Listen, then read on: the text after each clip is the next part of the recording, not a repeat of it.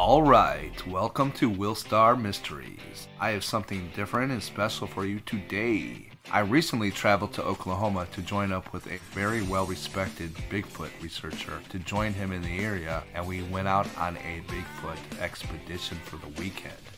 This was in a very remote location in the Kiamichi Mountains in the southeastern portion of the state. I have tons of footage from the time of being there in the area, and I cannot wait to show it to you. So what I'm going to do is I'm going to split this up into like 3 or 4 videos and make a small series of it. So I figured the best way to set this whole thing up was to start it off with an interview that I conducted with him. The day area, you could get caught up a little bit about why I'm there, but I will let him tell you all about that in the interview, so let's get to it. Alright, so we're here with David Wilbanks from Bigfoot and More. David, first of all, thank you for having me out here. I really do appreciate it. This is a wonderful place. Oh, love it. Super squatchy. So David, I want to ask you, what really first got you into the Bigfoot cryptids? Probably the same thing you did when we were kids, you know. Yeah. Seeing the movies, you know, mysterious monsters, such and that. But a close friend of our family that my mom worked for, he was a doctor of veterinary medicine named Louis Stiles. He had the book by Roger Patterson, The Abominable Snowmen of America Really Exist. When we would go visit, I knew right where that book was. I was just fascinated by it. And you know, fast forward to when I got old enough to, in my mid-20s, stuff had been back in the mid-1990s, I started going out and actively collecting reports. Now, during the late 90s, early 2000s, there was just an abundance of Bigfoot sighting reports coming, not only from southeast Oklahoma, but other areas as well. I think a lot of that had to do with the internet. It was basically new, and there was people sending these. I was a contact for them. Sure. In the late 90s for a little while. Worked on a few investigations with them. But then I started my own website back in 2000, 2001 called southernbigfoot.com. And with that, I started collecting, people started sending me their reports from all over everywhere, but the state of Oklahoma was my investigate there. Had a young lady named Shelly Harris. She up in the northeast part of the state had a gentleman named Dan Belda. He was a police officer by trade at the time, and of course I looked into everything down here. And a lot of times we'd all get together and investigate these things. So that kept me pretty busy. And then of course the Travel Channel producer Bruce Burgess got a hold of me in late 2001. I wanted to know if I would help on a documentary about Bigfoot sightings in Oklahoma, and I did. What was the name of that documentary? The name of the documentary is Bigfootville. Okay. I'm not responsible for the name. They did a good job on the documentary. Sure. Very good job, actually. And they still play it from time to time on the Travel Channel, and that was over 20 years ago. So I guess people like it.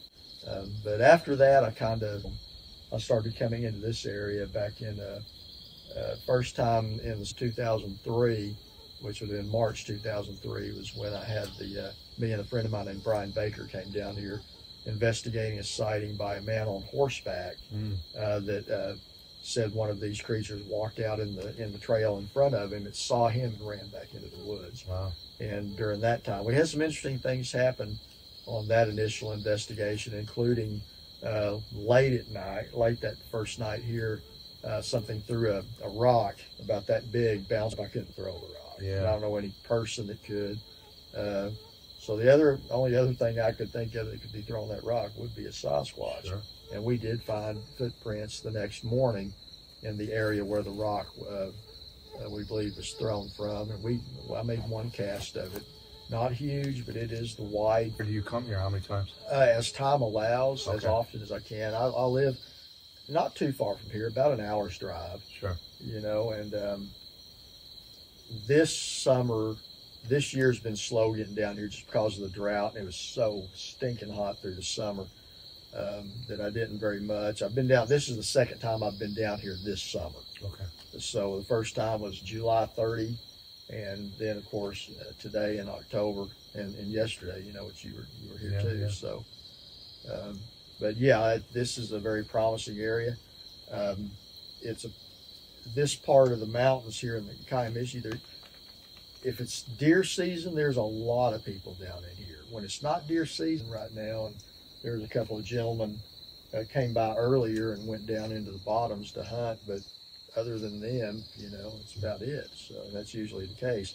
Now, when it's rifle season, I don't come down in here because this place fills up. Does it? But as you've seen with our walking around, this is a large area. Sure. A lot of hiding places.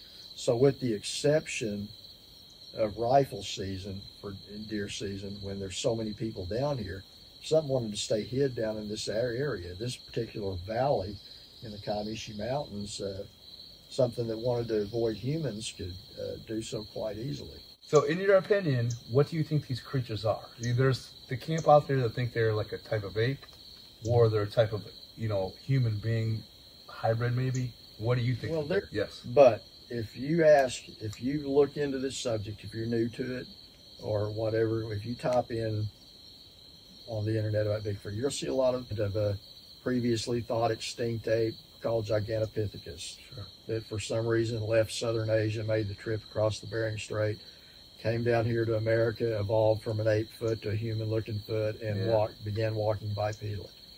Obviously, by my tone of voice, I'm not in that camp. No disrespect sure, toward that, but I don't think that. You'll see a relatively new theory that's popped up is that they're the Nephilim, remains of the giants in conjunction with UFO sightings, and think that they may be some kind of alien. Think on that, Stan Gordon from up Pennsylvania. He's investigated that for years and years. You've got, people think they're feral people, or a relic hominid, a remnant of like Homo erectus or something like that from way back. Then you got another camp, which is more I lean to. Of course, like I said, we don't know, so these are just theories, but I tend to think they're a lot more closely related to us. Locomotion that they use, their feet that look very similar, all that. Now, why would I think there's a possibility they are? Well, one, they're extremely smart, and they have to be able to avoid us for as long as they have, and they're really good at it. When they're seen, it tends to be by accident, where people are like us, minding their own business. You look up and wow, you may notice that, hey, there's a Sasquatch watching us. Yeah, the tree or something. Yeah. So, and there are exceptions to those, but that's the majority of the time.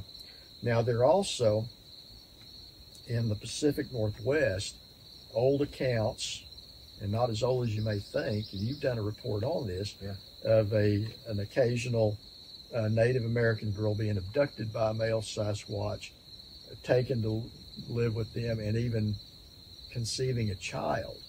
Now, if those legends are true, and there's more than one, the one you did the report on about the young lady, I think she lived up till the 1940s or so. Yeah, she gave the report in the 20s, and she was an older lady then. Right. Yeah. So if that is true, for a Sasquatch, and I know you can't take a chimp and cross it with a human. Right. Other than that just being bizarre and weird. Yeah. I don't think that would be impossible. So and again, there's the if those stories are true, they would have to be. Yeah.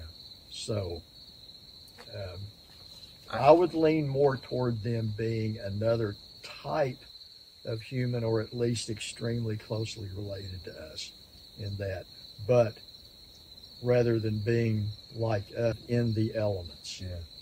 So I fall in the same camp. I think that they're an ancient type of human myself that evolved to be bigger, more robust, stronger, you know, can survive out here with no problem. Yeah, and maybe so. And again, that's just a hypothesis I've got. Sure. And nobody really knows. People say, I know what Sasquatch is. No, we really don't. You know. You know, we've got theories, and that's good. I'm interested in hearing everybody's thoughts on it. Sure. You know, because I've got mine. It's developing. You know, when I first got into this, if you watch the documentary Bigfoot Bill, by that time, I kind of fell into the category of believing that we were looking for a remnant of possibly Gigantopithecus, because at that time, anybody in the scientific community that I knew of then, like Dr. Meldrum, Dr. Bindernagel, Grover Krantz, people like that, well-respected people, and I still have a huge amount of respect for them. They were the people really sticking their neck out in the scientific community and giving this serious thought. Within their expert, now as time has gone on, kind of steered away from that a little bit, you know, well, a lot actually. I don't think we're just looking for an ape. I don't either. So, again, if you disagree with me, that is perfectly all right. Absolutely. You know? It's just our opinions that we're giving. You know, we don't know. You know, everybody's opinion, they're entitled to it, that's for sure. And honestly, like I say all the time, if you have a different opinion, you want to share that with me, I'd love to hear it. I don't ridicule anybody. Tell them your email, you know? or whatever. Yeah, if you have and not only that, if you have a Bigfoot sighting, especially from the state of Oklahoma, that you would like to report, or even another type of cryptid, you can send that report to me to bigfootandmore@yahoo.com. That's bigfootandmore@yahoo.com. Some of those reports I like to share publicly, like in a video with my YouTube channel, which is Bigfoot and More. But if you do not want those shared or whatever, just say, hey, just put this in your database, but don't share it, and I will definitely respect that. Picture of where these sightings are taking place and how similar they are to others from that area. Absolutely. So it's a big help to me if you've got those. David is a very well respected researcher in the field, and he's been doing it for decades. He's out here in the field doing this. He has all kinds of reports and accounts that he has in his, what would you call it? Repertoire, library, database? Yeah, I call it a database. That's just a fancy way of saying I got a lot of pieces of paper with reports on them. With some info. But yeah, when somebody sends me a report, and I've got reports that I've started receiving emails, probably from 97, 98, right in that area. And I've got reports dating back to, gosh, the 50s. You know, of course, I wasn't even alive then, but I mean, people tell me, hey, this happened back in the 1950s and stuff. But I got to give me an idea where the hot spots are in the state. Now, the area that we're at right now is not considered a hot spot, except by me and the guy that had the encounter down here. Unless, you know, for all I know, there are deer hunters that have had encounters down here, but a lot of them don't say anything. Yeah. You know, and then more people than you know choose to just keep it to themselves. So, and why do you think that is? They don't want people coming in, tromping on their area, ruin their hunt. Well, I mean, some people probably don't want to be made fun of. True. You know, and then that's the real deal. Now, me, myself, hey, people still make fun of me sometimes, but been doing this long enough, it's like I tell other people, it's like, you know, I decided, you know what, I'm going to own it. Yeah. You know, yeah, I'm that Bigfoot guy. Yeah. So what, you know? Absolutely. I plan on keeping doing it, you know. Like I say, if I come out in the woods in the weekend or what, I love it out here. Amen to that. You know, so. All right, since we have David here, we're going to ask him about his books also. He's an author. He's wrote 3 books about this subject.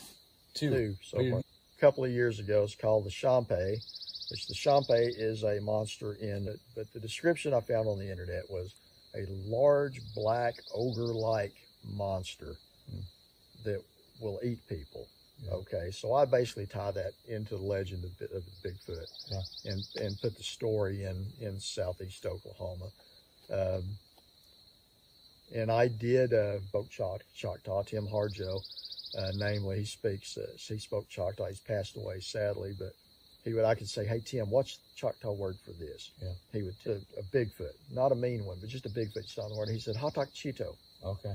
I said, oh, what does that mean? He said, it means big man. Big man. And I said, well, what about Chickasaw? Because where I work in Ada, that's Chickasaw Nation. Okay. But down this part of Oklahoma, it's Choctaw Nation. Yeah. And Choctaw and Chickasaw is very similar language. He said, in Chickasaw, he said, I would call it Hatak Ishtu, which means same thing. Okay. You know, big man. Yeah. So anytime I had a question on a Choctaw word regarding this, I just asked him. There's not a lot of that in there, but when I did have a question, I'd ask somebody that actually spoke the language, so I wasn't just some guy that's not a tribal member and not a speaker just throwing stuff out there, you know. Because when I read a book about something like that, I'm like, I hope the person actually asks somebody that speaks the language, you know, instead of just assuming. Yeah. But that one's a fictional story. Now, the book that I just published in April is called Kayamishi Bigfoot, Investigating the Oklahoma Sasquatch. Okay. And that is about decades. So it has stuff from me working on the Travel Channel documentary, from my investigations in this area we're at right now, the famous casino footage where the Bigfoot was trying to get into the grease trap behind a casino. I actually was one of the investigators, first investigator on the scene, and me and another gentleman, we were doing that investigation with the BFRO at that time, and we got to see that footage. So there's that in there and some other investigations that I took part in. And the third book you're writing, what's that? It's going to be the same, really, just kind of like a continuation of Comishi Bigfoot. Sure. So it'll be more of my investigations into this. And Dave is not just an author and a researcher; he's also a YouTuber. He has a YouTube channel. You want to tell people the name of your YouTube channel and what you do on your channel? Here a couple of years ago, I decided to enter the world of YouTube, and I started a YouTube channel I called Bigfoot and More. And I put the and more on it because not everything on it's Bigfoot. I've got some educational videos on, like, snakes. That's a hobby of mine. You know, I'm pretty knowledgeable about venomous snakes and stuff like that. I do some safety educational videos of that on there as well. Say hello, Mr. Copperhead. But notice those Hershey Kiss style patterns on his side and that copper colored head. And notice the eyes on the copperhead. The pit vipers have that elliptical cat pupil, like cat eyes, where the non-venomous snakes that people may sometimes mistake for a copperhead and stuff, they have a round pupil. I also, from time to time, get reports of other types of cryptids, you know, and I'll sometimes share that if the person that submits the report wants me to. But it's primarily about Bigfoot sightings. There are videos on there of like what we're doing here. I'll videotape my trip into the Comishi Mountains and in the search therein. And then some of it's me just sharing people's reports. Because sometimes people will send me a report and say, hey, share this if you will, because I'd like to know if anybody else has seen something like that in this area. And several of the people that submit it and want me to make a video talking about their encounter do so because they want to know if they're the only one who's seen something like that around there. So, you know, think about it. You run into something like that, not. A lot of times they're not. All right, since we're talking about YouTube, let's talk about your buddy Cornell, my friend too. He has a YouTube channel also, and he comes out here and hangs out with you down here in the wilderness also. What does he do on his channel? You guys sometimes work together, correct, with podcasts? We have in the past and still do occasionally. Matter of fact, all three of us were on a podcast here just a few weeks ago. But Cornell, and actually he contacted me very shortly after I started my YouTube channel, wanted me to be on his podcast. His was the first podcast I was on. And he just woke up and broke camp down there. So there's Cornell setting up his tent. He came down here once, probably a couple of years, been a couple of years ago in October, and then the very next March. And we did, and the second time he was down, my son Elijah came with us and had some very interesting, he brought a recording device with him, like audio recording, and we stayed 2 nights out here.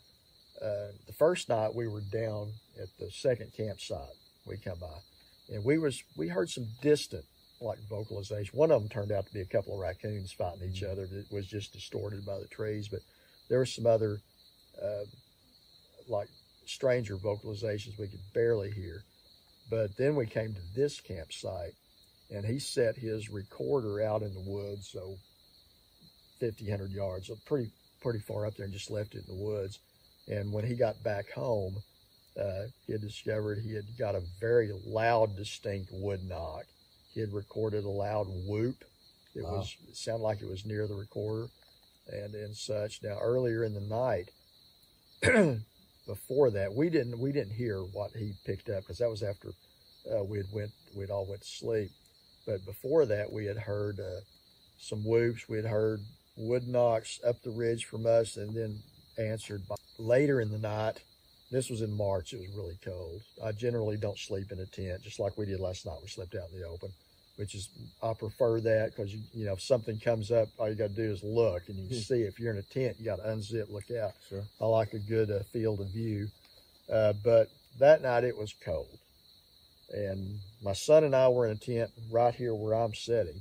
And Cornell had his tent over just a little ways over there. And I want to say it's about 3 o'clock in the morning. I was sound asleep, and Cornell woke us up. He was screaming, basically, something's outside my tent. And of course, we come out of our tent, whatever it was, it disappeared back into the forest. And anyway, he said it sounded just like a very heavy, bipedal, like heavy man had walked up to his tent and just stopped outside. Nobody's going to come walking from over that ridge. No. That is miles and miles and miles Yes. that way and that way too. Anybody that comes in here is going to have to come from that direction, and you're not going to quietly come up that trail. You are not. It is a rocky mess, and it was very noisy getting back in here. So what was it was that a Sasquatch. The other evidence that we had with the wood knocks, the rock clacks, the whoops, the other vocalizations we was hearing, very good chance that's what it was. Sure. So, and, you know, hopefully Cornell will come back down here again sometime soon. I know he's wanted to this time. It just didn't work out where he could. Yeah. But Cornell's channel is called the No Such Thing Podcast. So hanging out with his kids fishing or going out to the Halloween store, something was a recent one. But he also does podcast interviews with people. He's got a pretty interesting one coming up about a guy that I think escaped from the Scientology cult. Oh, boy. So that ought to be a good one. Yeah. So I think that may be tomorrow night, isn't it? Okay, I'm not sure. Yeah, I want to see that. And he'll do interviews with people about there are Bigfoot investigators and stuff like that as well. So it's a neat channel.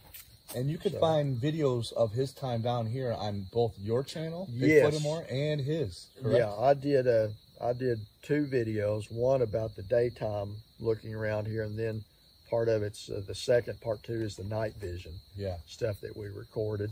And if you want to hear, and he's got that audio recording on there as well as just his video recording of his time down here as well. Sure. And And once from again, his first time and the second time. and once again, his channel is called The No Such Thing, correct? Yeah, the No Such Thing podcast. Podcast. Otherwise, it's not him saying there's no such thing as that. It's about things that some people will say there's no such thing as that. That's why, You know, absolutely. Is what it is. So it's an interesting channel. And if you guys don't know Cornell, he's a very funny guy. So that's apropos for a title for his channel, right? You know? He's a neat guy. Anyway, I'm hoping we get some good stuff tonight. You know, it's getting dark here pretty quick, and Sure. I've got an audio recorder I'll probably set out. I've got a camera with night vision in it. With any luck, we'll have some activity tonight. Maybe get some vocalizations recorded. Maybe see something. Maybe. That would be cool. Yeah. And remember, when you're in the woods, if something gets after you, you don't have to outrun it. You just have to outrun your buddy. That's exactly right. Good thing I'm fast. All right, so everybody, thank you again for watching this interview with Mr. David Wilbanks. Once again, check out his channel, Bigfoot and More, Cornell's channel, the No Such Thing Podcast, and of course, your boy, Will Star Mysteries. If you guys like it, I plan on doing a lot more of these things, different areas. Trying to get David to fly up to Ohio. It's a little tough for Dave because he runs his own business, so he can't get away so much, but we're working on it. At the end of the month, I'm going back to my own encounter location in Ohio with that cabin. Thanks again, David. We really appreciate the interview. And with that, we'll say goodbye. All right, hope you enjoyed that and it got you all excited for what's to come next. That was my very first interview, so when you guys leave me comments, please be a little gentle. I'm still learning. And hey, if you're new to the channel, you might as well go ahead and hit that subscribe button. I have some really good stuff coming up. In fact, at the end of the month, I'm going to be traveling to the location where I had my own Bigfoot encounter. So stay tuned for that. That's coming up at the end of the month. And everybody, do me a favor. Smash that like button for me. The more likes I get, the better it is. Alright, I can't wait to show you guys what comes next. Wait until you guys see this area at night and also during the day. Wait until you see what happens. That's all I'm going to tell you. But until next time, always remember, where there is a Willstar, there is definitely a way. Willstar out.